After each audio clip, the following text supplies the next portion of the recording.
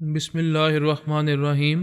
گمنام ہیروز کے معزز ناظرین، السلام علیکم۔ آئیے چلتے ہیں کہانی کی طرف۔ میں اور سونیا اپنے منصوبوں پر عمل کر رہے تھے۔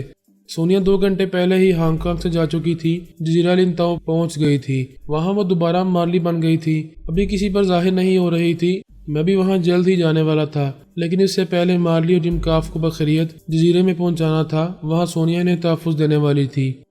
دوسری صبح 9 بجے مارلی اور جم کاف پرائیویٹ فلائنگ کمپنی میں پہنچ گئے۔ وہ ظاہر کر رہے تھے کہ بڑی رازداری سے جزیرے کی طرف جا رہے ہیں۔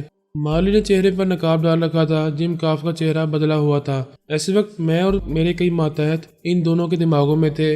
ادھر کوبرا 2 سیٹر جہاز اور ہیلی کاپٹر کے پاس پہرا دینے والے مارلی کے گارڈز کے اندر جگہ بنا چکا تھا۔ جب وہ فلائنگ کمپنی سے پرواز کا اجازت نامہ لے کر 2 سیٹر کے پاس آئی تو اس کے سیکیورٹی افسر نے کہا، میڈم پلیز آپ چہرے سے نقاب اٹھائیں، میں دیکھنا چاہتا ہوں۔ میرا چہرہ نہ دیکھو، مجھے میری آواز سے پہچانو۔ میرے گارڈز میرے ایک ایک اشارے کو پہچانتے ہیں۔ میں آپ کو پہچان رہا ہوں، پھر بھی آپ کی حفاظت اور سلامتی کے لیے چہرہ دیکھنا چاہتا ہوں۔ وہ چہرے سے نقاب اٹھا کر بولی، بے شک تم میرے ذمہ دار محافظ ہو۔ میں سیکیورٹی افسر کے دماغ میں پہنچا ہوا تھا۔ کوبرا اس کے ذریعے یقین کرنا چاہتا تھا کہ مارلی ہی جم کاف کے ساتھ اسی جہاز میں جا رہی ہے۔ سیکیورٹی افسر نے اس کی صورت دیکھ کر اٹینشن ہو کر سلیوٹ کیا اور کہا، تھینک یو میڈم، آپ جا سکتی ہیں۔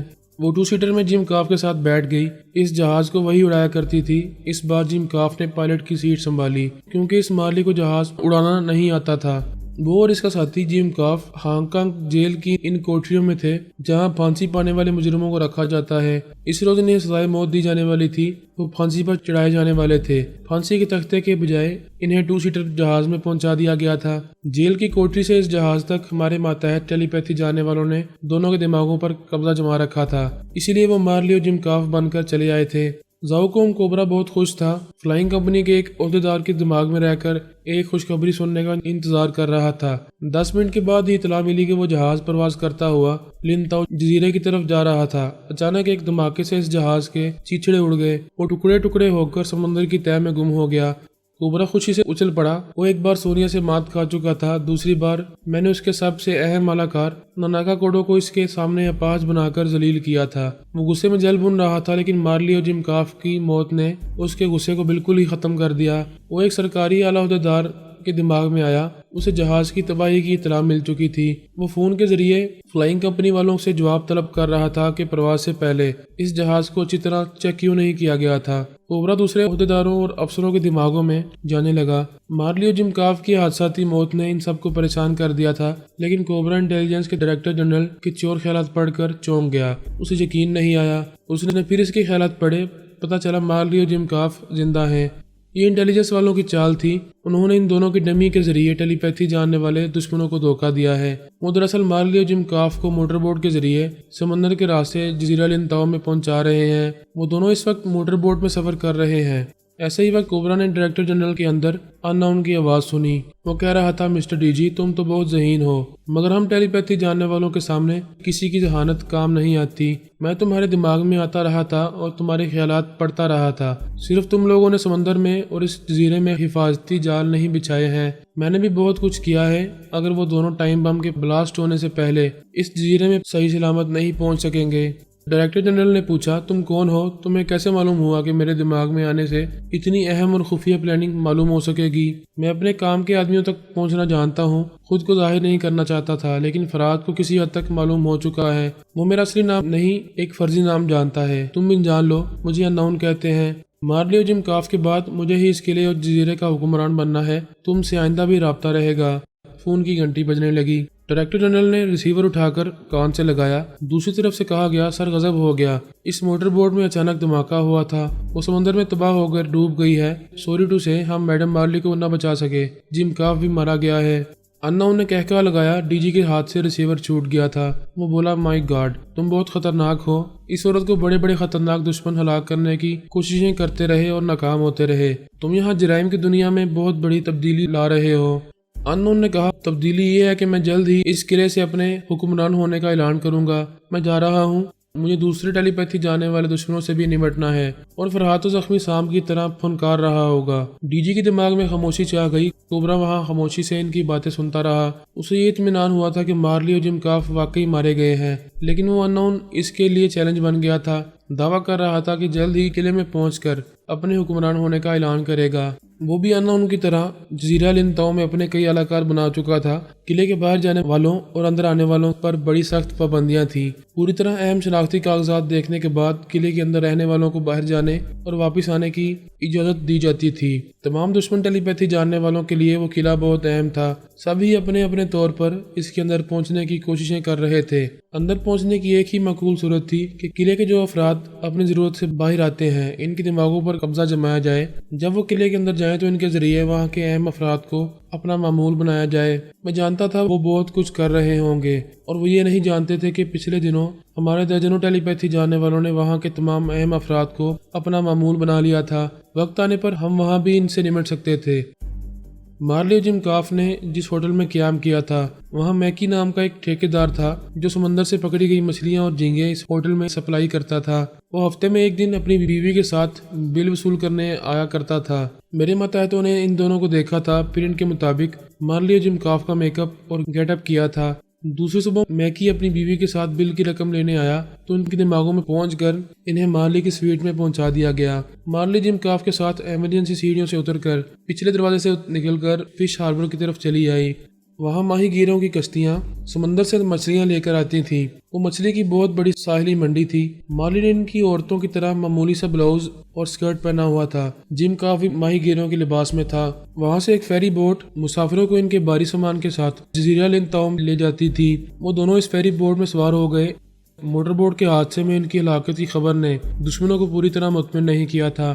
اتنی بڑی کامیابی حاصل کرنا کوئی آسان بات نہیں ہوتی۔ وہ ان کی موت کا پوری طرح یقین کرنا چاہتے تھے۔ انہوں نے ہوٹل میں بنائے ہوئے اعلی کاروں کے خیالات پڑھے تو ایک لفٹ مین کے خیالات نے بتایا کہ مچھلیاں اور جھینگے سپلائی کرنے والا میکی اپنی بیوی کے ساتھ 7 فلور میں گیا تھا۔ اس بات نے انہیں سوچنے پر مجبور کیا کہ اس فلور میں سیکیورٹی کے سخت انتظامات ہیں، وہاں کسی کو جانے کی اجازت نہیں دی جاتی۔ پھر میکی اور اس کی بیوی کو کیوں دی گئی؟ پھر ہوٹل کے سیکیورٹی گارڈز کی خیالات پڑھنے سے پتہ چلا کہ میکی اپنی بیوی کے ساتھ ایمرجنسی ایگزٹ دروازے سے باہر گیا ہے۔ کوبرا، انون اور بائرن ٹوڈ کے تمام ساتھی اپنے ان اعلی کاروں کے پاس پہنچنے لگے جو ساحلی علاقوں میں تھے۔ وہ ان کے ذریعے جزیرے کی طرف جانے والے تمام موٹر بوٹس اور فیری بوٹس کی طرف دوڑنے لگے۔ مارلی اور جم کاف جس فیری بوٹ میں تھے وہ موٹر بوٹ ساحل چھوڑ کر سمندر میں جا چکی تھی۔ وہ سب خیال خونی کے ذریعے ان علاقوں کے پاس پہنچ گئے جزیرہ لنتاؤ کے ساحل پر موجود تھے اور جہاں وہ فیری بوٹ پہنچنے والی تھی۔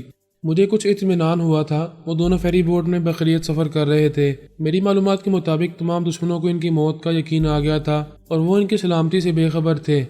مارلی جم کاف کے ساتھ فیری بوٹ کے ایک بینچ پر بیٹھی ہوئی تھی، خوش ہو کر کہہ رہی تھی، فرحات تم نے دشمنوں کو خوب الجھایا ہے۔ جب میں قلعے میں پہنچ جاؤں گی اور اپنی سلامتی ظاہر کروں گی تب دشمنوں پر بجلی گرے گی۔ جم کاف نے پوچھا، مسٹر فرحات تم پوری طرح مطمئن ہو کہ اب جزیرے کے ساحل پر دشمنوں کے اعلی کار ہمیں نہیں پہچانیں گے؟ میں نے کہا، اول تو وہ مطمئن ہے، تم دونوں کو مردہ سمجھ رہے ہیں۔ فرض کرو وہ تمہاری موت کی مزید تصدیق کرنا چاہتے ہیں، تب بھی وہ جزیرے کے ساحل پر اپنے اعلی کاروں کے ذریعے تم دونوں کو نہیں پہچان سکیں گے۔ تم دونوں کا میک اپ بڑی مہارت سے کیا گیا ہے۔ مارلی نے کہا، میں دشمنوں سے محفوظ رہنے کے لیے اپنی چہیتی مانوں کو پہلی بار اپنے سے دور کر چکی ہوں، اسے ہانگ کانگ میں چھوڑ آئی ہوں، وہ میری پہچان بن گئی ہے۔ وہ میرے ساتھ نہیں رہے گی تو دشمن مجھے کبھی نہیں پہچان سکیں گے۔ جم کاف نے کہا، کبھی کبھی اپنے بھی جان کا عذاب بن جاتے ہیں۔ تم نے بتایا تھا کہ وہ بلی تمہارے بہت کام آتی ہے۔ کوئی بات نہیں، قلعے میں پہنچ کر فون کے ذریعے ہانگ کانگ کی پولیس والوں سے کہو گی تو وہ اسے ڈھونڈ کر تمہارے پاس پہنچا دیں گے۔ اس کی بات ختم ہوتے ہی میاؤں کی آواز سنائی دی۔ وہ دونوں چونک گئے۔ میں نے بھی چونک کر دیکھا، وہ ان کے سامنے چند مسافروں کے درمیان کھڑی ہوئی تھی۔ وہ مارلی کو دیکھتے ہی دوڑتی ہوئی آئی، پھر چھلانگ لگا کر اس کے بازو میں پہنچ گئی۔ مارلی خوشی سے کھل گئی، اسے سینے سے لگا کر چومنے لگی۔ شریر کہیں گی، میں تجھ سے پیچھا چھڑا کر آئی تھی مگر تو کبھی میرا پیچھا نہیں چھوڑے گی۔ میں نے کہا، مارلی تم خوش ہو رہی ہو، یہ تمہاری پہچان بن گئی ہے۔ میں کیا کروں، اسے سمندر پہ تو نہیں پھینک سکتی۔ جم کاف نے کہا، یہ تو پرابلم بن گئی ہے، اس سے کسی طرح پیچھا چھڑاؤ۔ سوری جم، یہ میری جان ہے، میری وفادار ہے، کیا میں اس وفادار کا گلا دبوچ کر مار ڈالوں؟ ایک بے قصور اور وفادار بلی کے خلاف ایسا کوئی فیصلہ نہیں کیا جا سکتا۔ میں تمام پہلوؤں سے ٹھوس معلومات کرتے رہنے والا اس بات سے بے خبر تھا کہ تمام دشمن لنتاؤ جزیرے کے ساحل پر موجود ہوں گے، ان کے تمام اعلی کار مسلح ہوں گے۔ ایک بلی کو دیکھتے ہی مارلی کو پہچان لیں گے، پھر کچھ کہے سنے بغیر اسے اور جم کاف کو گولیوں سے چھلنی کر دیں گے۔ ایک بلی وہ تھی جس نے پچھلے دنوں سونیا کو موت کے منہ سے بچایا تھا، دوسری بلی یہ تھی جو اپنی وفاداری کے باوجود اپنی مالکن کو موت کے منہ میں لے جا رہی تھی۔ مارلی اور جم کاف گردش میں تھے، جدھر گھومتے تھے ادھر دشمن دکھائی دیتے تھے۔ ہانگ کانگ کی ہر شاہراہ، ہر گلی، ایئرپورٹ، ہائی وے اور بندرگاہ، ہر جگہ کی ناکہ بندی کی گئی تھی۔ وہ دو تھے اور دشمن ہزار تھے، قدم قدم پر موت کے ہرکارے بے شمار تھے۔ دشمنوں نے کوششیں کی تھیں کہ مارلی اور جم کاف لن تاؤ جزیرے کے قلعے میں نہ جا سکیں۔ انہیں ہانگ کانگ میں ہی مار ڈالنے کی ہر ممکن کوششیں کی گئیں، لیکن میں نے انہیں صحیح سلامت ہانگ کانگ سے نکال کر فیری بورڈ میں پہنچا دیا تھا۔ لن تاؤ جزیرے کے ساحل پر بھی بے شمار دشمن تھے۔ ایک اطمینان تھا کہ وہ لوگ مارلی اور جم کاف کو بحروب میں پہچان نہیں سکیں گے۔ اس وقت مانو نے میاؤں کہہ کر ہمارے کانوں میں خطرے کی گھنٹی بجا دی۔ وہ بلی مانو مارلی کی بہت بڑی پہچان تھی، دن رات اس کے ساتھ رہتی تھی۔ مارلی اب بیس بدلنے کے باوجود پہچان لی جانے والی تھی۔ اس بے زبان جانور کو تھوڑی دیر کے لیے کہیں بگایا نہیں جا سکتا تھا۔ بوٹ کے چاروں طرف سمندر تھا۔ میں نے کہا اسے کسی کیبن میں بند کر دو، یہ بوٹ جزیرے کے ساحل سے لگنے والی ہے۔ مارلی اپنی مانوں سے الگ نہیں ہونا چاہتی تھی، مگر مجبوری تھی، وہ موت کا سگنل بن گئی تھی۔ اسے دیکھتے ہی وہ دشمن مارلی کو گولی مار دیتے۔ جم کاف نے کہا جلدی کرو، وہ ساحل پر لنگر ڈال رہے ہیں۔ وہ مانو کو لے کر ایک کیبن کے پاس آئی۔ ایک شخص دروازہ کھول کر کیبن سے باہر آ رہا تھا۔ اس نے کہا ویل میڈم، یہ کیبن خالی ہو چکا ہے، یہاں کوئی نہیں ہے، میں آپ کے لیے کیا کر سکتا ہوں؟ ویسے یہ بلی بہت خوبصورت ہے۔ مارلی نے کہا یہ مجھے پریشان کر رہی ہے، میں اسے کیبن میں بند کر کے جاؤں گی۔ شی از ناٹی۔ او نو، اتنی خوبصورت بلی کو یہاں قید نہ کرو، جب اس سے دستبردار ہو رہی ہو تو اسے مجھے دے دو۔ میں نے کہا مارلی یہ دشمنوں میں سے نہیں ہے، میں اس کے خیالات پڑھ چکا ہوں، مانو کو اس کے حوالے کر دو۔ وہ مانو کو اس کے حوالے کر کے جم کاف کے پاس آئی۔ بوٹ کنارے سے لگ چکی تھی۔ میں نے مسافروں کے درمیان پہلے مارلی اور جم کاف کو ساحل پر اترنے دیا۔ اپنے ماتحت سے کہا اس بلی والے شخص کو روکے رکھو، اسی آخر میں اترنا چاہیے۔ ساحل پر اچھی خاصی بھیڑ تھی، وہاں دشمن کتنی تعداد میں تھے اس کا اندازہ نہیں کیا جا سکتا تھا۔ مارلی کی موت اتنی لازمی تھی کہ وہاں ہر دوسرا شخص دشمن ہو سکتا تھا۔ زاؤکوم کوبرا، ان نون، بائرن ٹوڈ اور اس کے ساتھی مارلی کے قلعے پر قبضہ جما کر اس جزیرے پر اور ساحلی بندرگاہ پر مسلط ہونا چاہتے تھے۔ اس کے لیے مارلی کی موت لازمی تھی۔ اس کی موت کے بعد جم کاف کو اس قلعے میں قدم رکھنے کی بھی اجازت نہ دی جاتی۔ وہاں کا منتظم اعلیٰ اور تمام سیکیورٹی گارڈز جم کاف کو صرف مارلی کے حوالے سے قبول کر سکتے تھے۔ وہ نہ ہوتی تو اس کے لیے قلعے کا دروازہ بند ہو جاتا۔ ویسے وہ لوگ جم کاف کو بھی زندہ نہیں چھوڑنا چاہتے تھے۔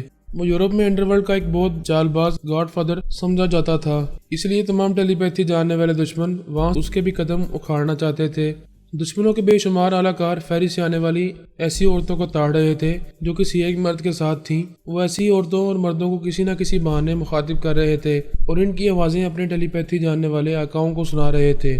مارلی جم کاف کے ساتھ بوٹ سے اتر کر ساحل پر آئی۔ ایک ڈرائیور نے آ کر اس سے پوچھا ٹیکسی میڈم؟ مارلی نے کہا no we don't need taxi. Sonia نے مارلی کے دماغ پر قبضہ جما رکھا تھا۔ اس نے محسوس کیا کہ مارلی کے خیالات پڑے جا رہے ہیں۔ میں نے بھی جم کاف کے اندر رہ کر یہی محسوس کیا۔ دشمن چور خیالات کے خانوں تک نہیں پہنچ پا رہے تھے۔ وہ دونوں ان ماہی گیروں کے بیس میں تھے جو ہانگ کانگ کے ایک ہوٹل میں مچھلیاں، جھینگے اور کیکڑے سپلائی کرتے تھے۔ خیال خوانی کرنے والوں کو ان کے خیالات سے یہی باتیں معلوم ہو رہی تھیں۔ وہ دونوں ان کی باتوں کا جواب دے کر آگے جا رہے تھے۔ دشمن مطمئن ہونے والے نہیں تھے، وہ میرے خیال خوانی کے خط کنڈوں کو اچھی طرح سمجھنے لگے تھے۔ یہ بھی سمجھتے تھے کہ میں مارلی اور جم کاف کے چور خیالات کے خانوں کو لاک کر کے دوسرے خیالات پڑھنے کا موقع دے کر انہیں گمراہ کر سکتا ہوں۔ وہ پہلے کئی بار مجھ سے دھوکہ کھا چکے تھے۔ ان کے اعلی کار کئی عورتوں کا تعاقب کر رہے تھے، ان میں سے کچھ مارلی اور جم کاف کے بھی پیچھے لگے ہوئے تھے۔ اسی وقت ایک ماتحت نے میرے اندر آ کر کہا سر وہ شخص بلی کو لے کر سب سے آخر میں فیری بوٹ سے باہر آیا تھا۔ ساحل پر آتے ہی بلی اچانک اس کی گرفت سے نکل کر بھاگ رہی ہے۔ میں نے مارلی سے کہا فوراً کسی ٹیکسی میں بیٹھ کر یہاں سے بھاگو، مانو اس کی گرفت سے نکل کر تمہیں تلاش کر رہی ہے۔ کیا؟ وہ پریشان ہو کر جم کاف سے بولی فوراً ٹیکسی پکڑو، مانو میری طرف آ رہی ہے۔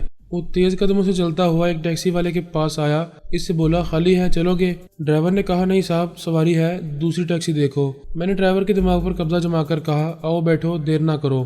مارلی بھی تیز قدموں سے چلتی ہوئی ٹیکسی کے پاس آئی۔ اسی وقت مانو نے دور سے دیکھتے ہی میاؤں کہا، پھر تیزی سے دوڑتی ہوئی مارلی کی طرف آنے لگی۔ وہ دونوں فوراً ہی پچھلی سیٹ پر بیٹھ کر کھڑکیوں کے شیشے چڑھانے لگے۔ تعقب کرنے والوں نے مارلی کو ٹیکسی کی طرف جاتے دیکھا، اچھل کر اور کھڑکی کے شیشے سے ٹکرا کر زمین پر آ گئی تھی۔ ٹیکسی سٹارٹ ہو کر آگے بڑھ گئی۔ دشمن اعلی کاروں نے چیخ کر کہا وہی مارلی ہے۔ ان میں سے ایک نے ٹیکسی کی طرف فائر کیا، دوسرے اپنی گاڑیوں کی طرف دوڑنے لگے۔ وہاں تو جیسے قدم قدم پر دشمن موجود تھے، ہر گلی اور ہر شاہراہ پر ان کی گاڑیاں کھڑی ہوئی تھیں۔ موبائل فون اور ٹیلی پیتھی کے ذریعے ایک دوسرے کو اطلاع دی جا رہی تھی۔ ہر نزدیک اور دور کے مقامات سے گاڑیاں سٹارٹ ہو کر اس ٹیکسی کی طرف جا رہی تھی جس میں مارلی اور جم کاف بیٹھے ہوئے تھے۔ وہ پچھلی سیٹ پر تھے، آگے پیچھے اور دائیں بائیں دیکھتے جا رہے تھے۔ کتنی ہی گاڑیاں تعاقب میں نظر آ رہی تھیں۔ میں ڈرائیور کے دماغ پر مسلط رہ کر ٹیکسی کو خطرناک رفتار سے چلا رہا تھا، راستے بدل بدل کر انہیں ڈاج دینے کی کوششیں کر رہا تھا۔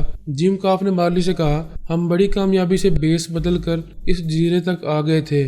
دشمن ٹیلی پیتھی جاننے کے باوجود ہمیں پہچاننے میں ناکام ہو رہے تھے، لیکن تمہاری مانوں نے ہمیں بے نقاب کر دیا ہے۔ مارلی نے کہا، میں تو اسے فیری بورڈ میں چھوڑ کر آئی تھی، لیکن وہ میرے بغیر نہیں رہتی ہے۔ کبھی کبھی محبت بھی موت بن جاتی ہے۔ جدھر سے گزرو ادھر دشمن دکھائی دے رہے ہیں۔ جم کاف نے پوچھا، قلعہ یہاں سے کتنی دور ہے؟ تقریباً 6 میل کے فاصلے پر ہوگا۔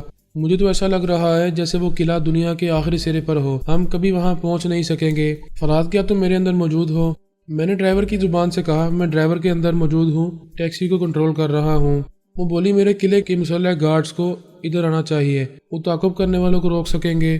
میری ٹیلی پیتھی جاننے والوں کی تعداد تمہارے مسلح گارڈ سے زیادہ ہے، وہ سب اپنے اپنے محاذ پر موجود ہیں۔ جتنے دشمنوں کے دماغوں میں پہنچنے کا موقع مل رہا ہے انہیں دشمنی سے باز رکھنے کی کوششیں کر رہے ہیں۔ میں نے ڈرائیور کے ذریعے اچانک ہی بریک لگائے، ٹیکسی ایک جگہ گھوم کر رک گئی۔ سامنے سے ایک گاڑی آ کر راستہ روک رہی تھی، دوسری طرف گھومتے ہی دوسری گاڑی راستہ روکنے کے لیے آ گئی۔ ایسے وقت ان 2 گاڑیوں پر فائرنگ ہونے لگی۔ میرے ماتحتوں کے اعلی کار بھی وہاں پہنچ گئے تھے۔ میں ٹیکسی کو موڑ کر گولیوں کی بچھاڑ سے گزرتا ہوا وہاں سے دور نکلتا چلا گیا۔ سونیا نے میرے پاس آ کر کہا، یہ مارلی کی زندگی کا بدترین دن ہے۔ ٹیلی پیتھی جاننے والوں نے پورے جزیرے میں جال پھیلا رکھا ہے، اسے قلعے تک پہنچنے نہیں دیں گے۔ میں کئی دشمن اعلی کاروں کے اندر پہنچ رہی ہوں، کسی اعلی کار کے اندر زاؤکم کوبرا کی آواز سن رہی ہوں، کسی کے اندر ان نون بول رہا ہے۔ بائرن ٹوڈ اور ہاروے وغیرہ بھی جیسے قسم کھا چکے ہیں وہ مارلی اور جم کاف کو مار کر ہی اس جزیرے اور قلعے پر حکمرانی کر سکتے ہیں۔ میں اس ٹیکسی کو ڈرائیو کرتا ہوا ایک علاقے میں آیا، وہاں دور دور تک لکڑیوں سے بنے ہوئے مکانات دکھائی دے رہے تھے۔ میں نے ایک مکان کے سامنے ٹیکسی روک کر کہا، مارلی یہاں اتر جاؤ، میں ٹیکسی لے جا رہا ہوں۔ دشمن سمجھیں گے کہ تم دونوں اس میں موجود ہو، میں انہیں دھوکہ دے کر یہاں سے دور لے جاؤں گا۔ وہ دونوں ٹیکسی سے اتر کر دوڑتے ہوئے اس مکان کے اندر چلے گئے۔ میں نے ٹیکسی سٹارٹ کر کے آگے بڑھائی، پھر اپنے ایک ماتحت سے کہا، اس ڈرائیور کو کنٹرول کرو، اسے یہاں سے دور لے جاؤ۔ تمام دشمن اس کے پیچھے دور چلے جائیں گے۔ میں مارلی کے پاس آ گیا، وہ دونوں دروازہ کھول کر اس مکان کے اندر آ گئے تھے۔ مکان کی اجڑی ہوئی حالت سے ظاہر تھا کہ وہ برسوں سے خالی پڑا ہوا ہے۔ اس کی دیواریں، فرش اور چھت سب ہی لکڑی کے تھے۔ لکڑی کے چوڑے پھٹوں سے فرش بنایا گیا تھا، وہ فرش زمین سے کئی فٹ اونچا تھا۔ جوار باٹا کے وقت سمندر کی لہریں اس مکان کے نیچے تک آتی تھی، اسی لیے اونچائی پر لکڑی کے تختوں سے فرش بنایا گیا تھا۔ انہوں نے اندر آ کر دروازے کھڑکیوں کو اچھی طرح بند کر دیا۔ باہر کئی گاڑیوں کی آوازیں سنائی دے رہی تھی، وہ تیزی سے گزرتی جا رہی تھیں۔ وہ تمام دشمن اس ٹیکسی کے پیچھے جا رہے تھے۔ تمام دشمن مارلی کی ایک بہت بڑی کمزوری کو سمجھ گئے تھے، اور وہ کمزوری اس کی بلی مانو تھی۔ ایک دشمن نے مانو کو اٹھا لیا تھا، اسے اپنی گاڑی میں لے جا رہا تھا۔ ہم سمجھ رہے تھے کہ مانو سے پیچھا چھوٹ گیا ہے، وہ دور کہیں رہ گئی ہے، وہ مارلی تک نہیں پہنچ پائے گی۔ دشمن نادان نہیں تھے۔ جس گاڑی میں مانو تھی وہ گاڑی اس لکڑی کے کاٹیج کے قریب سے گزرنے لگی تو مانو بے چین ہو کر میاؤں کرتے ہوئے گاڑی کی کھڑکی کی طرف لپکنے لگی۔ بائرن ٹوڈ نے اپنے ایک اعلی کار سے کہا، گاڑی کی رفتار کم کرو، بلی کو جانے دو، اس بلی کا تعاقب کرو۔ گاڑی کی رفتار سست پڑ گئی۔ مانو گرفت سے نکلتے ہی کھڑکی سے باہر چھلانگ لگا کر ایک طرف دوڑنے لگی۔ انہوں نے گاڑی روک دی۔ اس میں 6 مسلح افراد تھے، ان کے پاس جدید طرز کی گنیں اور راکٹ لانچرز تھے۔ بائرن ٹوڈ، ہاروے اور سائمن وغیرہ ان اعلی کاروں کے اندر موجود تھے۔ ہاروے نے کہا، وہ دیکھو بلی اس کاٹیج کے اندر جا رہی ہے۔ تعاقب کرنے والی اور 2 گاڑیاں رک گئی تھیں، ان میں زاؤکم کوبرا اور ان نون کے اعلی کار موجود تھے۔ وہ معلوم کرنا چاہتے تھے کہ بلی کو اپنے ساتھ لے جانے والے یہاں کیوں رک گئے ہیں۔ پھر انہوں نے بھی مانو کو اس کاٹیج کے اندر جاتے دیکھا تھا۔ میں نے اپنے طور پر انہیں ڈاج دینے کی بھرپور کوشش کی تھی، مگر ہر مرحلے پر مانو کام بگاڑ رہی تھی۔ میں مارلی اور جم کاف کی طرح اس بات سے بے خبر تھا کہ دشمن مانو کے ذریعے ادھر پہنچ رہے ہیں۔ میں نے کہا، تھوڑی دیر انتظار کرو، وہ تمام گاڑیاں دور نکل جائیں گی، تب وہاں سے قلعے تک جانے کے لیے ساحلی راستہ اختیار کرنا۔ مارلی اور جم کاف نے کاٹیج کے پچھلے حصے میں آ کر ایک طرف کی کھڑکی کو کھول کر سمندر کی طرف دیکھا۔ اسی وقت ٹھائیں کی آواز کے ساتھ ایک گولی آ کر مارلی کے شانے پر لگی، وہ چیخ کر پیچھے کی طرف گر پڑی۔ جم کاف نے کھڑکی بند کر دی۔ کھڑکی بند کرنے سے کیا ہوتا ہے؟ انہوں نے کاٹیج کو چاروں طرف سے گھیر لیا تھا۔ ہر طرف سے فائرنگ ہو رہی تھی، گولیاں لکڑی کی دیوار میں پیوست ہو رہی تھیں یا آر پار ہو کر اندر آ رہی تھیں۔ وہ کھڑکیوں اور دروازوں کو توڑنے کی کوششیں کر رہے تھے، دروازے مضبوط تھے، ان سے نہیں ٹوٹ رہے تھے۔ تھوڑی دیر کے لیے خاموشی چھا گئی۔ میں نے سونیا سے کہا، ہم پہلی بار بے بس اور مجبور ہو گئے ہیں، یہ دونوں جیسے چوہے دان میں پھنس گئے ہیں، اب ان کا نکلنا ممکن نہیں ہے۔ کاٹیج کے باہر سے میاؤں میاؤں کی آوازیں سنائی دے رہی تھیں۔ سونیا نے کہا، ہم کامیاب ہو رہے تھے، یہ بلی ہمیں ناکام بنا رہی ہے۔ اس بے زبان کی محبت عذاب جان بن گئی ہے۔